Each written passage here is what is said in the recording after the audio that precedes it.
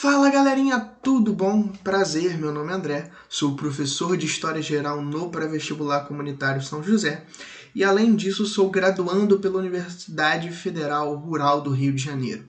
Então, hoje a gente vai estar aqui dando continuidade ao nosso conteúdo, às matérias que a gente vem dando nesses últimos meses. E, para ser legalzinho com vocês, a gente vai retomar um pouquinho um conceito lá da antiguidade que é Grécia Antiga. Então a gente vai trabalhar hoje Grécia. E por que a gente vai trabalhar Grécia hoje? Porque é um dos temas mais interdisciplinares do Enem e que cai não apenas em história, mas em filosofia, sociologia e em outras matérias afins. Então a gente vai trabalhar Grécia porque é uma das matérias que mais caem no vestibular. Perfeito? Antes da gente começar essa aula, eu gostaria de pedir a você que está aí do outro lado dessa telinha, que se possível, deixe o seu joinha, comenta aqui nos comentários se você não entendeu alguma coisa, porque isso ajuda a gente a manter uma conversa, um diálogo, e eu vou poder explicar para vocês um pouquinho melhor, ou de forma diferente, ou tentar buscar para vocês uma nova forma de atendê-los. Perfeito? Se você gostar desse vídeo, ou se você quiser, compartilhe esse vídeo com o maior número de pessoas possíveis, porque a gente está aqui tentando democratizar o ensino, levar esse conteúdo para outras pessoas e principalmente as pessoas que não têm como pagar um curso vestibular. A gente está fazendo isso daqui gratuitamente. Perfeito? Além disso, se inscreve no canal porque isso ajuda demais, ou melhor, me ajuda muito a continuar produzindo conteúdo para o YouTube. Perfeito? Tendo feito isso, vamos lá, vamos para a nossa aula. Oi galerinha, tudo bom? Tudo certo? Vamos lá então, vamos dar continuidade à nossa aula. Vamos pegar com tudo aqui e vamos dar um gás. Hoje a gente vai falar sobre Grécia Antiga, né? Como você pode ver no slide. Hoje a gente vai falar de um tema que é muito legal e é muito utilizado por jogos, filmes, séries, animações, enfim, Grécia está no campo imaginário da população ocidental muito, muito forte, né? Você tem livros fazendo releituras da mitologia, basta ver lá a mitologia criada pelo autor do Percy Jackson, né? Um livro interessante para adolescentes, é um texto muito legal, as pessoas costumam gostar bastante. Então a gente percebe que a mitologia grega ela é muito importante. Infelizmente a gente não vai tratar de mitologia aqui, ou não vai tratar tanto, mas a gente vai dar umas pinceladas aí um pouquinho sobre mitologia mais lá na frente nos próximos vídeos sobre Grécia Antiga. Mas enfim, vamos lá. Vamos trabalhar um pouquinho o que a gente costuma abordar sobre Grécia. Tá? Para a gente começar essa aula, a gente precisa dizer o seguinte: a Grécia vai ser um estado-nação, ou vários estados-nações, que vai se desenvolver a partir do século X a.C., de forma aproximada, a época em que os historiadores vão chamar ou vão convencionar, ou seja, vão chegar à conclusão e vão, de forma geral, chamar esse período como período homérico, né, que vai se datar ali por volta de 1100 a.C. ao ano 700 a.C. E por que homérico, André? A gente vai ver um pouquinho mais lá na frente, mas eu posso adiantar que é uma homenagem ao autor, escritor, chamado Homero, onde ele vai escrever lindos poemas que vão retratar a cultura, a crença e as histórias do povo grego e vai escrevê-los. Então isso vai ser muito importante para a gente. Haja visto a noção que a gente vai ter ali por volta do século XIX, que a história ela só pode ser baseada a partir da escrita. Então quando Homero oraliza, ele traz as questões orais para o campo da escrita, ele está trazendo as histórias que são contadas pelos povos gregos, os mitos, as lendas ou as próprias histórias reais que aconteceram para o campo da historicidade. Você vai deixar esses conteúdos para uma forma mais histórica, você vai contextualizar eles, você vai trazer ele à luz da história, ou a noção histórica a partir disso. Enfim, é uma construção que você vai ter ali por volta do século XIX. Então é interessante pensar o seguinte: quando Homero escreve, ele está deixando relatos, e esses relatos poderão ser lidos, eles vão poder ser identificados e posteriormente poderão ser usados para estudos. Não que Homero tivesse intenção disso, mas a intenção de Homero era, de certa forma, levar a cultura, ou melhor, a história dos povos gregos para os seus descendentes. Então isso é muito importante. Do lado, eu coloquei essa imagenzinha aqui muito comum, que a gente acaba vendo muito em filmes, desse artesanato grego, né? Os vasos, as cerâmicas gregas, talhadas aqui com algumas imagens. Então, ela é muito importante para o imaginário popular dos vasos de cerâmica. A arte grega ela é muito importante. Tá? Inclusive, se você pensar, isso aqui está lá no filme do Hércules, né? As primeiras cenas do Hércules, ou o filme do Hércules, ele é contado por esses vasos de cerâmicas. Então, fica ligado que é bem interessante mesmo essa noção de como a Grécia ela se estabelece no comércio, principalmente das cerâmicas e do artesanato, e posteriormente na arte. Tá bom? Vamos lá. Para a gente dar uma localização para vocês, a Grécia ela vai ficar geograficamente na Península Balcânica, tá? Na Península Balcânica, essa região aqui do mapa, tá? Onde você vê esta região aqui, ó. Show? Ela vai se localizar ali e ela vai ser banhada por dois mares. O mar Jônico, tá? O mar Jônico aqui, ó, desse ladinho, que também a gente pode chamar ele de mar Adriático, por outros motivos. E desse ladinho aqui, o mar Egeu, onde você tem aqui essas construções. André, por que tem um monte de pontinho com vários nomes e que a gente não consegue ler direito às vezes? Aqui, esses pontinhos representam cada estado, nação ou cada polis grega, né, que vai se formar ali durante o período grego. Mas aqui é só para vocês terem uma noção melhorzinha de como funciona. A gente vai falar hoje de duas cidades bem interessantes, que é aqui, ó, a cidade de Creta, que vai ser importante, e a região aqui dos Micenas, que fica bem nessa regiãozinha aqui, tá? Então não se preocupem, a gente vai falar direitinho com vocês sobre isso. Então fica ligado que a gente vai trabalhar isso um pouquinho mais na frente. Vamos dar continuidade então ao conteúdo. Vamos falar então de cronologia. Para vocês se ligarem, a gente vai dividir aqui o período grego em 5 grandes partes. A primeira, conhecida como período pré-homérico, o período que vem antes de Homero, mas também pode ser chamado de período micênico ou período cretomicênico, que vai se dar ali por volta do ano 2000 a.C.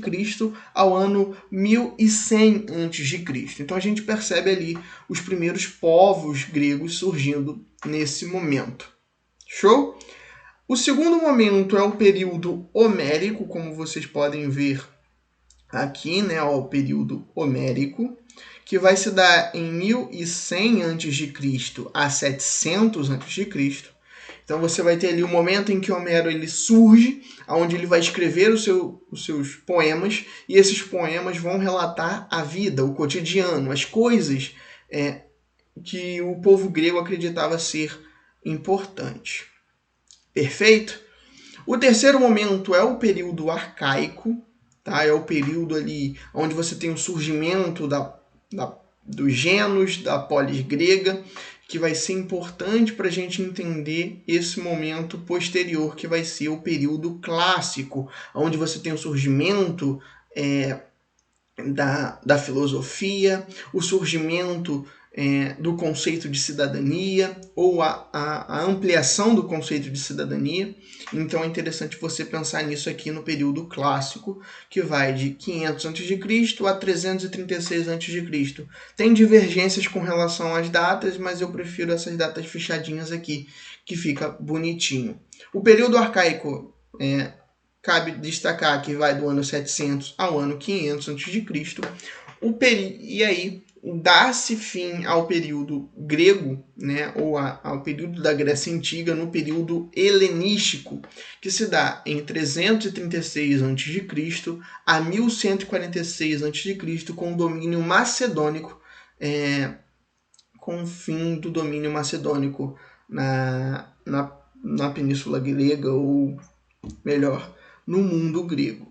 Então a gente percebe que isso vai ser a periodização, a cronologia grega até esse momento. Perfeito? Uma observação que a gente precisa fazer, que um problema que a gente pode relacionar a essa periodização é que isso é muito generalizado. Né? Por quê? Porque a história ela vai ver, a partir do olhar ateniense, né, como vai se estruturar esses momentos. Mas por que isso? Porque Atenas vai ser o grande pilar, né, da base de documentações que a gente vai ter sobre a Grécia Antiga. Então, muito do que a gente conhece de Grécia não vem de Esparta, não vem de Coríntios, vem de Atenas. Então, as definições que a gente tem, a história que a gente está falando, muito mais tem a ver com os escritos atenienses do que necessariamente a Grécia como um todo. Tá bom? Vamos lá dar continuidade. Os povos que vão habitar essa região e vão formar os povos gregos são 4 povos, e eles vão chamar o que a gente chama de povos helenos, né? Por que helenos, André? Porque helenos vem da palavra Eléade, que é o que é Eléade? É os povos que compunham, ou as sociedades que compunham ali o mundo grego. Então, os helenos têm relação com a junção dos aqueus, que são os povos que habitavam aquele momento, os jônios, os eólios e os dórios. E os dórios vão ser ali nesse momento parte primordial para a gente entender a queda dos povos pré-homéricos. Tá bom? Vamos dar continuidade então ao conteúdo. Então, André, a gente já acabou de ver como é a divisão cronológica, localização geográfica, enfim, várias questões relacionadas a esses povos, tá bom? É importante a gente destacar o seguinte: o período pré-homérico, ou período micênico, ou cretomicênico, ele vai ter esse nome porque 2 territórios vão se destacar muito nesse momento. A ilha de Creta e a outra, Micenas. Em primeiro momento, a gente vai ter o domínio da ilha de Creta, tá? Que fica sobre o mar Egeu, nas quais podemos destacar alguns pontos.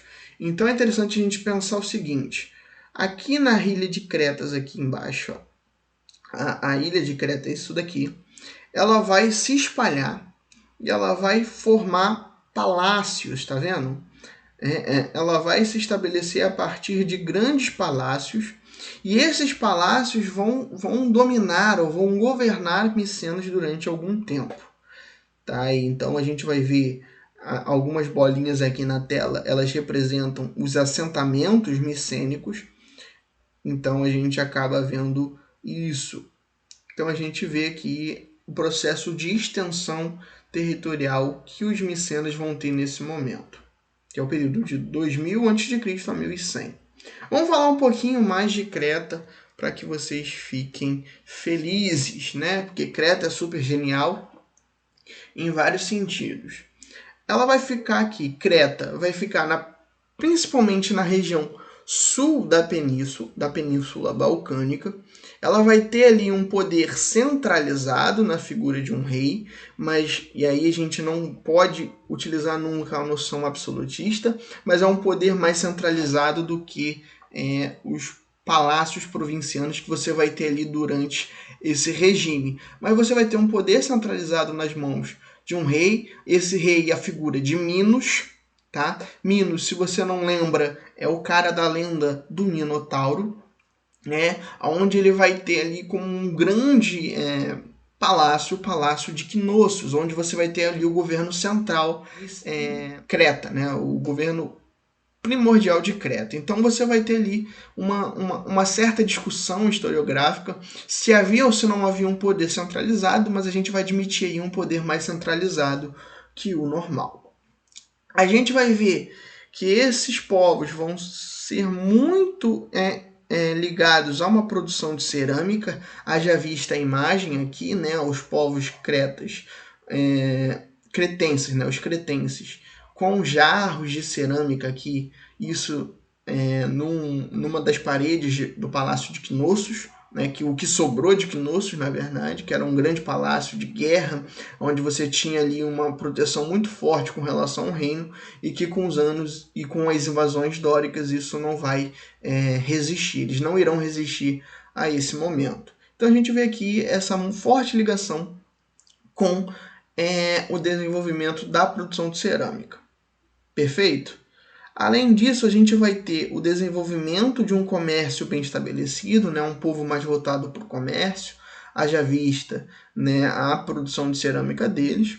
E você vai ter também povos ligados a uma escrita em linear A, que seria muito rara e que até hoje não possui codificação, porque ela não tem nenhum paralelo com as letras ou línguas ou idiomas que você tem hoje atuando na Grécia atualmente. Então você tem uma certa dificuldade na tentativa de decifrar o que as escritas em linear A dizem. Então você tem um pouco mais de dificuldade com relação a isso. Tá bom? Em 1600 a 1100, né, você tem ali os micenas já existindo no período em que os cretenses habitam, mas principalmente com o declínio dos cretenses ali, a gente vai perceber que Micenas vai se estabelecer enquanto uma cidade poderosa na região do Peloponeso. Então você provavelmente já ouviu essa palavra, ou se não ouviu, você vai ouvir mais na frente com a gente. Mas a região do Peloponeso, a gente mostrou lá no início do mapa, aquela região onde vai surgir Esparta, né? Então é interessante você pensar um pouquinho nisso. O que você vai ter em Micenas que vai ser tão interessante para a gente pensar e dizer, olha, esses povos são muito importantes para o surgimento grego? Primeiro, a forte influência do mundo oriental, uma ligação muito forte com o mundo a oeste, né? Da onde eles habitavam, a oeste, da onde eles habitavam, e a partir disso você tem uma interação muito forte com esses povos. Perfeito? Além disso, você tem uma centralização política e uma economia acentuada, né? Uma centralização política. E aí a gente cabe de destacar aqui o sentido de você ter um tirano, né? Um rei, enfim, né? E uma economia muito forte também, muito estabelecida com a relação das cerâmicas, com outros povos. E eu não estou dizendo que porque um faz, o outro não pode fazer. Pelo contrário, cretenses e micenas, eles vão ter ali uma relação muito ligada com o comércio, a economia vai ser muito interessante para eles. Porém, um diferencial da sociedade de Micenas é que uma sociedade altamente militarizada, uma sociedade voltada demais para o militarismo, e aí você cabe lembrar o seguinte, um outro povo, uma outra cidade vai se destacar por isso futuramente, que vai ser Esparta. Então você percebe essa ligação muito forte da região do Peloponeso, como sendo uma região de uma sociedade altamente militarizada e que vai exercer grande influência no surgimento de outros povos, de outras sociedades, de outras cidades que vão se destacar ali em algum momento futuro. Então a gente percebe essas discussões. Em Micenas, a questão da escrita vai estar muito ligada à escrita em linear B, que é muito importante para a gente, por quê? Porque a escrita em linear B é o que vai dar para a gente vários vestígios históricos da existência desses povos e, principalmente, a escrita em linear B é o que mais se aproxima ao que os gregos falam hoje, a escrita que os gregos têm hoje. Então foi muito mais tranquilo de você decodificar, de codificar a escrita em linear B do que a A. Então a gente percebe que isso vai gerar um certo incômodo.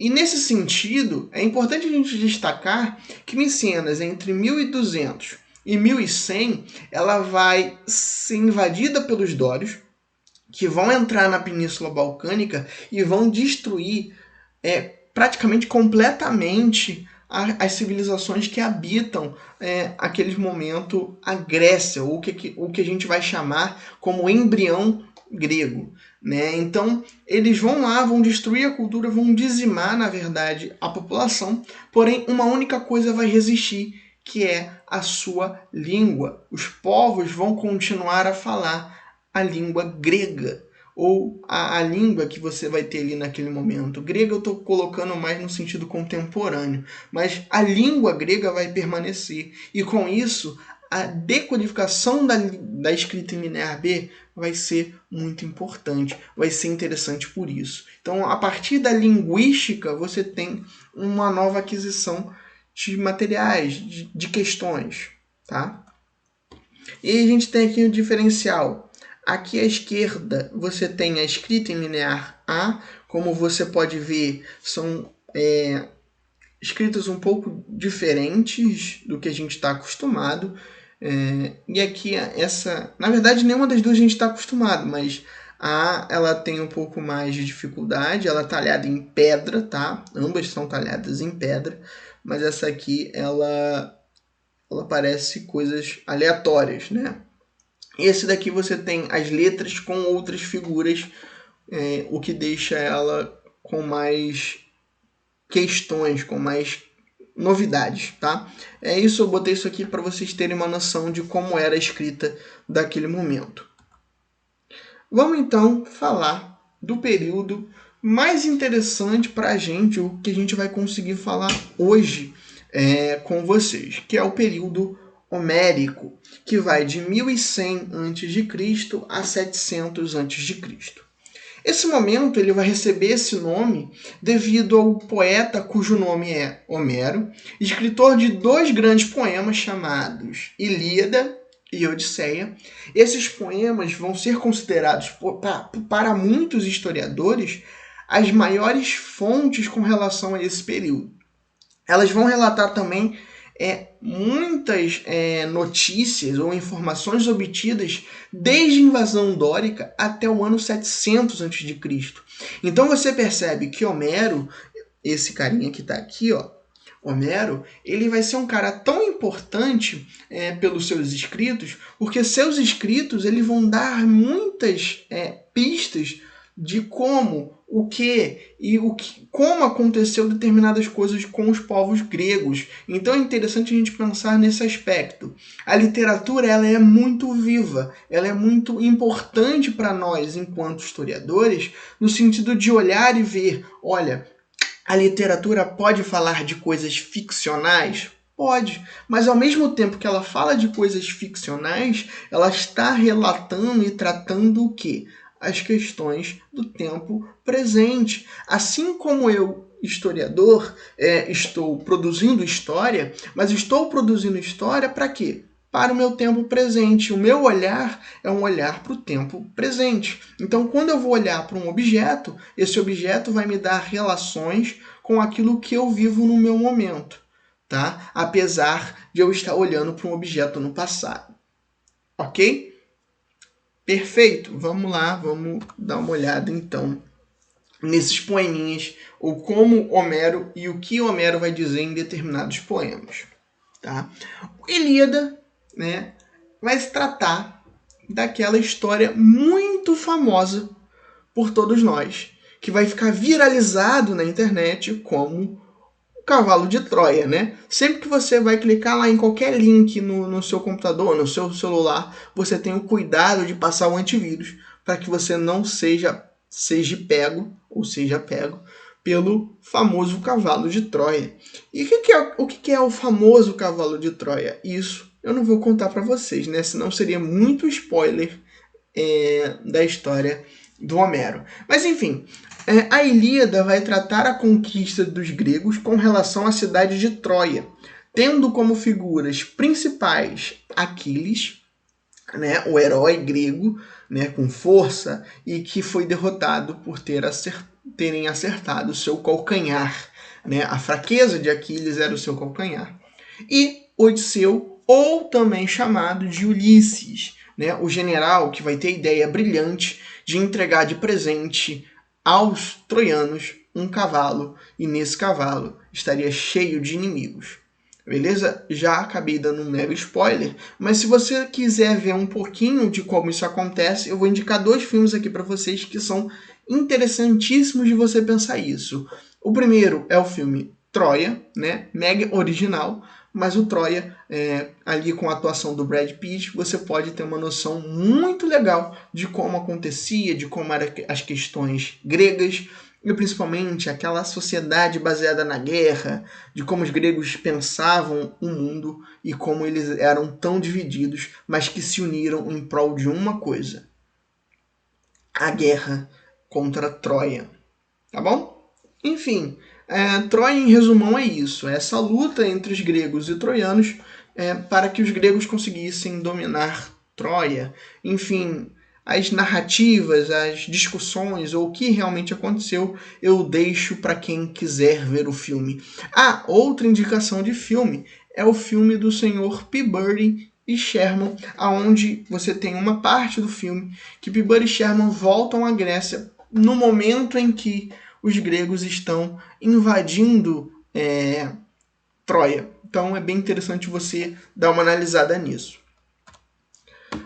E o segundo livro, o segundo poema de Homero vai retratar, ou vai se chamar Odisseia, ou A Odisseia, que vai ser a volta desses povos gregos, da onde? De Troia. Esses povos gregos vão tentar retornar para a Grécia, porém acontece alguns percalços, eles se perdem no mar e eles vão passar por inúmeras dificuldades. Então a história da Odisseia vai tentar dizer como Odisseu ou Ulisses ele vai retornar à Grécia a partir dessas dificuldades que ele vai enfrentar no mar. Perfeito? Então a gente já acaba percebendo essas relações. Algumas observações que a gente pode fazer com relação a conceitos, tá? Para muitos especialistas modernos, eles vão afirmar que a maior parte das informações históricas contidas nos textos ou nos poemas de Homero refere-se ao período que seguiu a queda dos micenos, tendo como fundamentação dados que vão ser fornecidos não apenas pelos poemas, mas pela arqueologia e pelos estudos comparativos realizados pelo campo da literatura oral. Ou seja, eles vão pegar os relatos que são oralizados, além do que? Além dos escritos. E aí eles vão fazer uma comparação entre isso para poder verificar quais são os fatos que vão sair dessa comparação, né? O que vai ficar e o que não vai ficar, o que é correto e o que não é correto. Tá? Uma observação interessante é dizer que Homero vai ser um marco para esse momento, porque ele vai conseguir aglutinar, né, juntar os vários relatos que são orais daquela época e vai transformar numa produção escrita. E aí, nesse sentido, é necessário dizer que a tradição dos helenos, até aquele momento, eram através da oralidade. Esses povos passavam as suas informações históricas a partir do quê? Dos escritos em linear A, em linear B? É claro que não. Eles passavam isso a partir da sua oralidade, do que eles transmitiam para os mais novos. Os mais velhos transmitiam para os mais novos e assim sucessivamente. Ou seja, a questão oral é importante em qualquer momento do mundo antigo. Tá? Outra coisa, Algo ainda mais importante é o surgimento da sociedade da economia helênica no período homérico. Podemos dizer que era baseada nos gêneros, ou seja, a partir do período homérico, você tem uma sociedade que vai se desenvolver e ela vai estabelecer novos moldes econômicos e que vão ser muito importantes para o processo de criação, de desenvolvimento da Grécia enquanto cidades, quanto estados, ok? Que a gente vai chamar isso de gêneros. O que é o gêneros, André? Gêneros, por definição, vai ser uma unidade econômica, humana de produção, possuindo um chefe que a gente pode chamar de pater, né? Ou que a gente vai ver lá no mundo romano como paters familia, né? Juntamente com a sua família. Somado a tudo isso, você vai ter uma dependência do grupo, de um grupo, né? Então você vai ter ali a sua família, mais o seu gado e os seus escravos. Ou seja, o gênus é tudo aquilo que você tem em posse, né? Além da família, os indivíduos que moram com você, as suas posses, como o gado e os escravos, ok? Fazem parte dos gênus. Então a gente vai ver aqui na imagem quem é o principal líder, o pater, né? Que vai transformar os gênus em uma única unidade, onde você vai ter nesses gênus a sua família, tá bom? Então a gente pode definir da seguinte forma gênus, né? Como a gente pode estruturar? O que são os gênus? São pequenas comunidades agrícolas voltadas para a agricultura, né, no processo de produção, onde você vai ter um pater ou um chefe comunitário, onde ele vai mandar, e a sua principal fonte de mão de obra é a mão de obra escrava. Mas André, eu não sabia que isso existia aqui. Calma aí que a gente vai falar um pouquinho disso mais para frente um pouquinho, tá? Mas então a gente percebe que essa gênus é o que a gente vale lembrar lá do mundo antigo. Ela tem uma definição muito parecida com oikos lá do período histórico ou do período pré-histórico, né? Então você vai ter ali o oikos como centro produtor e não apenas produtor, você vai ter onde as pessoas habitam. O gênus seria exatamente isso, tá bom? O gênus, ele vai ser, né? Aí eu fiz um esquemazinho para ver se vocês entendem. O gênus vai surgir, né, com o pater família, ele vai descer e vai ter como trabalho a formação de um trabalho produtivo, né, um centro produtor, e esse centro produtor vai ter como mão de obra os escravos. Então é interessante a gente perceber que o gênus possui característica muito parecida com o que a gente chama de oikos na pré-histórica. Obviamente, os gênus vão ter mais especificidades do que os oikos, mas é mais interessante a gente pensar nessa relação, ou tentar fazer esse link com a pré-história para que vocês consigam ligar um ponto no outro. Perfeito? Então, vamos lá. Eu falei que a gente ia falar de escravidão. Escravidão moderna e antiga possuem diferença. A gente vai fazer um vídeo sobre isso depois. Mas a escravidão no mundo antigo, ela tem muita relação com dois movimentos. Primeiro, a escravidão no modo geral, principalmente no período antigo, ela está ligada a guerras e a dívidas. Então você só se tornava escravo a partir do momento em que você entrava em uma guerra e perdia, ou seja, você se tornava escravo do vencedor. E aí, se você pensar um pouquinho no texto bíblico, faz muito sentido quando Pedro ele fala o seguinte: você se torna escravo daquilo que você é vencido, né? Se você é vencido pelo pecado, você se torna escravo do pecado. Pedro fala isso lá no texto bíblico. Mas enfim, é para dar essa relação um pouco mais abrangente para um contexto de outras pessoas que seguem a religião. Então, quando Pedro fala isso, ele está brincando com essa discussão, com essa noção. Olha, o escravo é aquele que é vencido. Então, você é vencido, você se torna escravo de alguém. Então, você tem essa noção. Como você podia fazer escravos a partir da guerra? Através do saque, né, que é quando você... Saque e pilhagem é a mesma coisa, né, quando você vai num ambiente, vai lá e toma aquilo daquela pessoa. É muito comum aí, por exemplo, na série Vikings. Se você não viu, dá uma olhada. Vikings faz um pouco desse processo de pilhagem, de saque. Tá? É interessante você pensar nisso. André, e as dívidas? As dívidas, elas vão ser a principal forma de escravidão na Grécia.